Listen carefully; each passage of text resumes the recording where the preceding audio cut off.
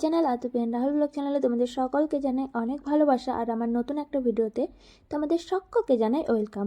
আর আশা করছি আমার সকল বন্ধুরাই খুব ভালো আছে আর আমাকেও দেখতে পাচ্ছ মোটামুটি চলে যাচ্ছে। আর এখন যা ঠান্ডা পড়েছে এই ঠান্ডায় কি করে আশা করবো যে আমার বন্ধুরা সকলেই ভালো আছে, কারণ সবার দিকে প্রচুর ঠান্ডা পড়েছে, আমাদের দিকেও তো প্রচুর প্রচুর ঠান্ডা। এত ঠান্ডায় কি বলবো, আর ঘুম থেকে উঠতেই ইচ্ছা করছে না, তবুও কিছু করার নেই, সকালবেলা ঠিক উঠতেই হবে। যেহেতু সকালবেলা মহিলাদের অনেক রকম কাজ থাকে, ঝাড় দেওয়া, ঘর মোছা, বাসন মাজা, যা যাবতীয় কাজ হয় আর কি বাড়ির। তো তার জন্য আমাদের একটু সকাল সকালেই ঘুম থেকে উঠতে হয়। আর সেরকমটাই আমিও রোজ দিনের মতো আজকেও খুব সকালেই উঠে গেছি। তো উঠেছি যখন, তো দেখো স্নান হয়ে গেছে, তবুও বাইরে কতটা কুয়াশা পড়েছিল। আর ছাদ থেকে এসে আমি চলে আসলাম আর কি ঠাকুর ঘরে, যেহেতু আজকে করবো আর কি পুজো।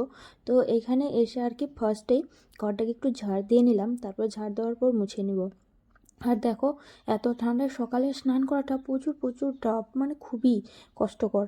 তবুও যেহেতু গরম জল দিয়ে স্নান করি সেরকম কষ্টটা হয় না, তবুও স্নান করার পরে পরে আর কি ঠান্ডাটা লেগেই যায়। আর দিনের বেলা একটু রৌদ্রই করে, বাট সকালবেলাটা এত ঠান্ডা করে, আর সন্ধ্যাবেলা সকালবেলায় প্রচুর ঠান্ডা। তো কি করব, আর কিছু করার নেই। তো এই যে এখানে মানে ঠাকুর ঘর, তারপরে মন্দির পরিষ্কার করে চলে এসেছি আর কি আমি ফুল তুলতে, আমাদের ফুলের বাগানে ছোট্ট একটা ফুলের বাগান। তো এখানে আর কি আমি চলে আসলাম ফুল তুলতে। আর দেখো ফুল তুলতে কিন্তু আমার খুবই খুবই ভালো লাগে, তোমাদের কেমন লাগে বলো। তো ইচ্ছা করছিল আরও কয়েকটা ফুল তুলি, বাট সেরকম তো গাছগুলো বড় না, ছোট ছোট গাছ, তাই বেশ কয়েকটা তুললাম। সবটাই তো আর তোলা যাবে না, দেখতে মানে খারাপ লাগবে। তো এখানে কয়েকটা শুধু জবা ফুল পেয়েছিলাম, আর যেহেতু আমাদের মা কালীর পুজো, তো জবা ফুল না হলে কি হয় বলো।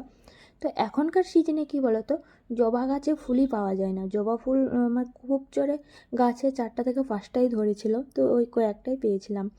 আর এখানে সমস্ত কমপ্লিট করে পুজোর যা যাবতীয় লাগে সমস্ত কিছু কমপ্লিট করে আমি চলে এসেছি হচ্ছে আগুন করব। যেহেতু আমি পুজো করলে ধূপের আগুন দিই, ধূপ না দেখালে আমার পুজো পুজো ফিল মনেই হয় না। তো ওখানে আগুন টাগুন করে আর কি কাপড় টাপড় চেঞ্জ করে নিয়েছিলাম, শাড়ি পরে নিয়েছিলাম। আর আমি পুজোটা বেশিরভাগ শাড়ি পরেই করি, শাড়ি পরে পুজোটা করতেই আমার মনে হয় ভালো লাগে।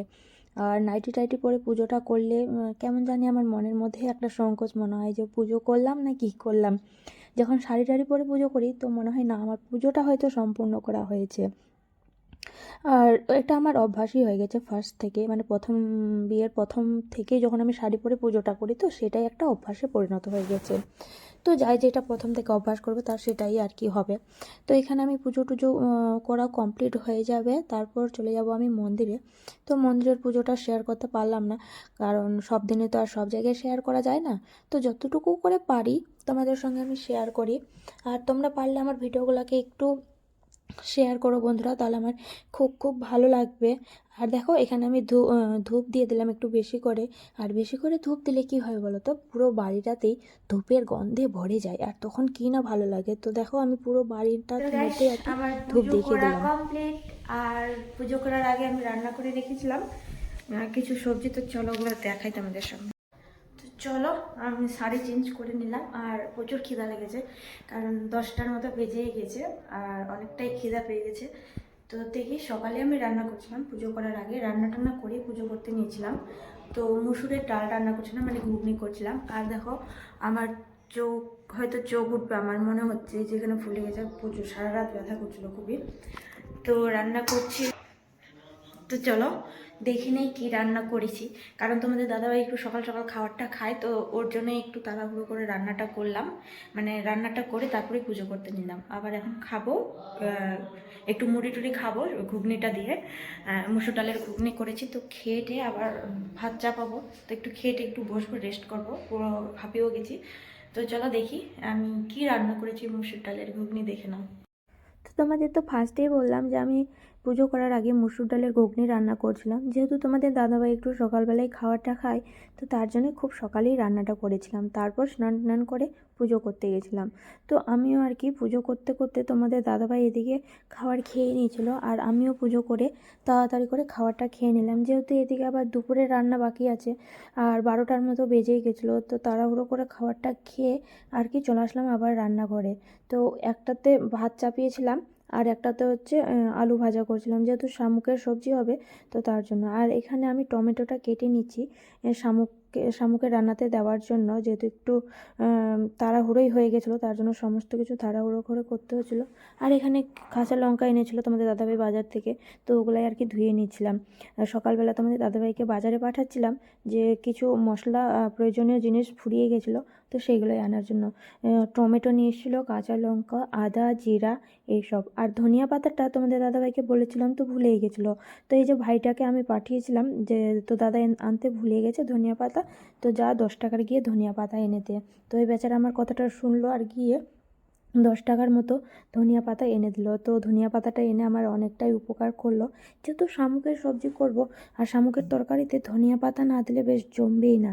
তো এখানে দেখো, এখানে শামুকের জন্য আমি কি আলুটা ভাজা করে নিয়েছিলাম, আর বেশি করে একটু আলু দিয়েছিলাম, যেহেতু আমরা একটু ভাত দিয়েও খাবো শামুকের সবজিটা, ওই কারণেই, আর মুড়ি দিয়েও খেতে পারবো।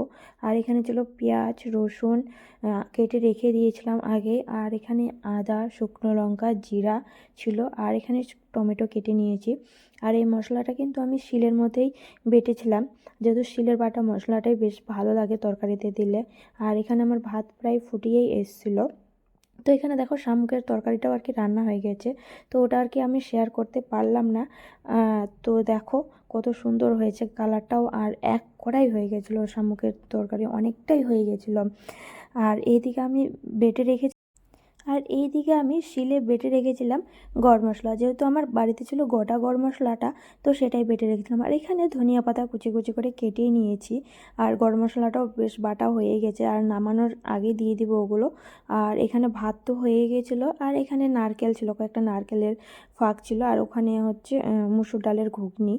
তো আমার এইদিকে রান্না বান্না কমপ্লিট করে আর কি দেখছি যে প্রত্যেকটা বোতলই খালি পড়েছিল, তো তার জন্য আমি চলে আসলাম যে ঠিক আছে ওইদিকে তো রান্না হয়ে গেল, তো চলো আমি ফটাফট করে জলগুলো ভরে নিই প্রত্যেকটা বোতলে। আর সব বোতলই কিন্তু খালি হয়ে পড়েছিল, যেহেতু আগের দিন বিকালে আর কি জলটা ভরতে ভুলেই গেছিলাম, তো তাই জন্য আর কি প্রত্যেকটা বোতলই খালি হয়ে গেছিলো।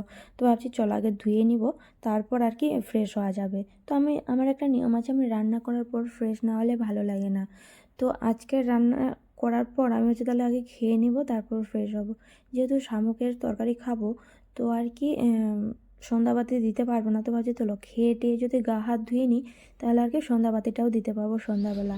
তো তাই এখন আর কি বাজে হচ্ছে দুপুর 1:30টার মতো হয়তো বাজে, দুপুর 1:30, হ্যাঁ দুপুর 1:30টা বাজে। আর রান্না বান্না সমস্ত কিছু কমপ্লিট হয়ে গেল। আর এখন আসলাম হচ্ছে ছাদে এসে দেখছি সমস্ত কাপড় শুকিয়ে গেছে, যেহেতু রৌদ্রটা মানে ভালোই করছে। তো চলো ফটাফট কাপড়গুলোকে টেনে নিই। আর পুরো ক্লান্ত হয়ে গেছে আজকে, মানে সকাল 6টা থেকে একতাল মানে একটুও বসার সময় পাইনি, তো হাঁপিয়েও গেছি। আমি ছাদে উঠলেই হাঁপিয়ে যাই। তো চলো ফটাফট কাপড়গুলো টেনে নেই।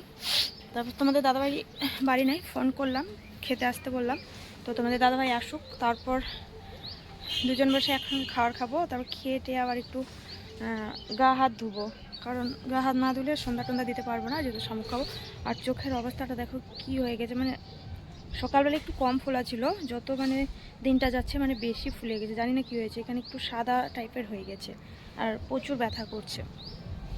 তো চলো আসুক তোমাদের দাদাভাই, কতক্ষণে আসে, তারপর খাবার টাবার খাবো। তো আমি হঠাৎ দেখলাম জল ভরানোর পর যে আমার ভাগ্নি আর আমার ননদের বর দু বাপ মেয়ে মিলে আসলো আমাদের বাড়িতে হঠাৎ। তো হঠাৎ আসার কারণটা হচ্ছে ওরাও আর কি শামুক নিয়ে যাবে বাড়িতে, তো তার জন্যই শামুক নেওয়ার জন্য এসেছিলো বাবা আর মেয়ে মিলে। তো ভাগ্নিকে এখানে একটু খেতে দিয়ে দিলাম ভাত আর শামুকের তরকারি দিয়ে, যেহেতু ভাগ্নি শামুকটা খেতে খুব ভালোবাসে।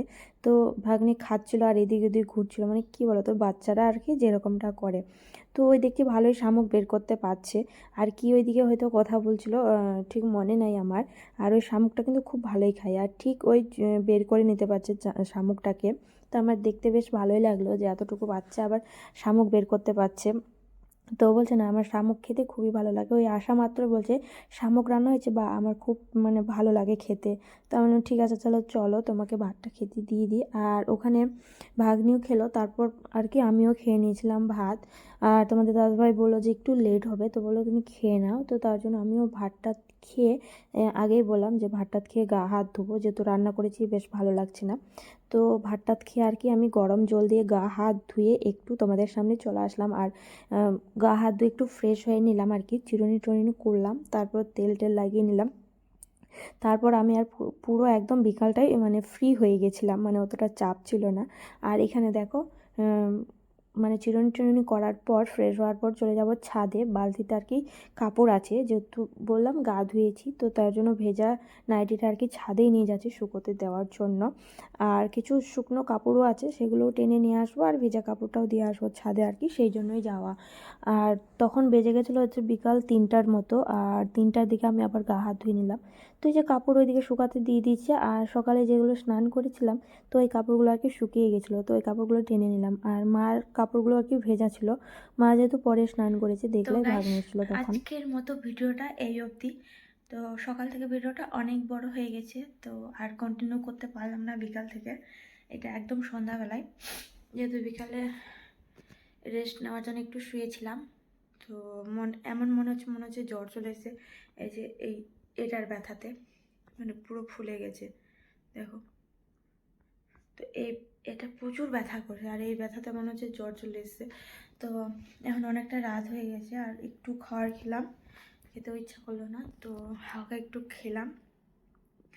আর খেটে এখন ভাবছি ঘুমিয়ে যাব, তো ভিডিও কন্টিনিউ করব না। আর আজকের ভিডিওটা এই অবধি। তো তোমাদের যদি ভালো লাগে আজকের ভিডিওটা, তো অবশ্যই লাইক কমেন্ট শেয়ার আর সাবস্ক্রাইব করো। তো দেখা হচ্ছে আবার এরকম একটা নতুন কোনো ভিডিওর সঙ্গে। ততক্ষণ তোমরা সকলেই ভালো থাকো, সুস্থ থাকো। Tata, bye bye, love you, take care.